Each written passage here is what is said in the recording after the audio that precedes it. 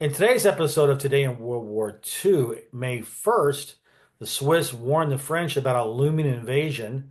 The Brits have a really bad day in Norway. The RAF's best pilot shoots down his first victim over France. 11 Japanese transports and their escorts leave Rabaul for a secret invasion site. The International Medical Commission makes a very interesting determination about the Soviet Union. An American aircrew member wins the Medal of Honor over St Nazaire, France. 200 Greek communists are executed by the Germans. And finally, Mr. and Mrs. Goebbels do not act very charitably towards their children. Let's get started. All right, so on May 1st, 1940, the Swiss intelligence learned of a potential attack on France to be launched very soon, and they sent that information to the French military attaché, who promptly reported this to Paris. Now, if you remember in my previous videos before the invasion of Norway, I said that the Swiss had warned Denmark and Norway of the same thing. They didn't do anything. Now, I don't know what measures the French could have done any more than they did with this warning. I know that they felt like they were ready, but they assumed that the Germans were going to do this right hook through Belgium like they did in World War One. That's the problem with a lot of military thinking. They're always planning for the war that was before, and they don't plan for the war that's coming. And we'll see the results of this very, very soon. On May 1st, 1940, the Brits had a bad day in Norway. Actually, the Norwegians did too. The Norwegian troops in Lillehammer surrendered on this day. The Brits were trying to retreat out of Norway to get to the point where they could evacuate. Unfortunately, the train ran into a bomb crater and derailed. Luckily, only about 8 people were killed, but still, that they had to march 17 miles in thigh-deep snow. And then the task force that came to rescue the Brits arrived finally, and it consisted of a couple of cruisers and some destroyers, and they were able to evacuate about a little over 5,000 British troops from Norway, but not a good day for them. On May 1st, 1940, my opinion, the RAF's best fighter pilot, Robert Stanford Tuck, he shot down his first German fighter of the war. Now, I just want to say something here. I'm not saying he got the most victories because he didn't, but in my opinion, and I'm just some guy, so you can take it or leave it, but I think he was the best pure dogfighting pilot that the RAF fighter command had in the war. And I'll fight anybody who says anything differently. Okay, not really, because I'm old and can't fight like I used to. On May 1st, 1942, 11 Japanese troop ships departed Rabaul for the invasion of Port Moresby, New Guinea. That was the one Allied bastion left in New Guinea, and I wouldn't really call it a bastion. It was a port.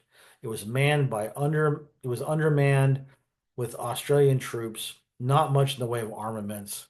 There was no American presence yet. So they would not have survived any kind of an attack if the Japanese got there. Okay, so 11 transports. They had their 7 cruisers, destroyers, a light aircraft carrier.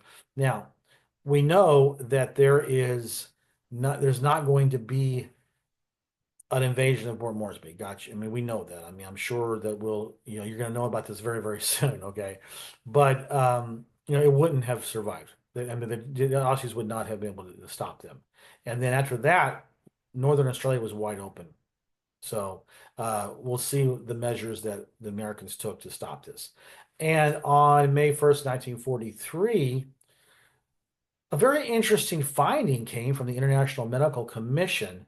The Germans asked them to come in and do an investigation on the bodies that the Germans found, in the forest outside of Smolensk. This refers to the Katyn Massacre. And I've already reported in previous videos that the Soviets had murdered about 20,000 Polish officers, police officers, and landowners. The International Medical Commission concluded that the Soviet Union was responsible for that atrocity. And of course, the Soviets disagreed, and they still disagree to this day, but we know what happened. On May 1st, 1943, the United States Army Air Corps out of England, part of the 8th Air Force, they launched a bombing raid against German submarine facilities in St Nazaire, France. Those were those submarine pins that you had, like, I don't know, a poop load of concrete to stop the bombs. They were pretty much impenetrable. And on this mission, particularly, it's important. I mean, otherwise, I mean, what's another bombing mission? The reason I say this is I talk about this in this video is because uh, Staff Sergeant Maynard Smith, he was the ball turret gunner, the most exposed person on the air crew of a B-17. And he did so many acts of gallantry that he actually received the Medal of Honor. For an enlisted man to get the Medal of Honor, he had to do something extraordinary, and I'm going to do a bonus video about that. Not with this series, but a bonus video that I'll make you guys privy to. Okay, and on May 1st, 1944, the Germans reprisals. They loved reprisals. They decided to shoot 200 Greek communists because there was a German general that was killed by Greek resistance fighters. My comment on this is yes, of course, it was horrible. We expect this from the Axis powers. I don't know who was worse, the Japanese or the Germans, frankly, when it came to this type of stuff. But I thought it was interesting they singled out the communists to execute. I don't know if that means that it was the communist group that had executed the general, or they just wanted an excuse to shoot communists. But then I think to myself, well, we know that the Germans didn't need any excuse to shoot communists. In fact, there was a shoot on sight order for any political commissar on the Eastern Front who fell into German captivity. They were going to get right away. And then finally, on May 1st, 1945, as I alluded to this yesterday in my video, Joseph Goebbels and his beautiful, loving, supportive wife, Magda, symbol of German motherhood and what every woman and mother should strive to be, with 6 beautiful little daughters. Well, they killed them, gave them cyanide pills, and killed them.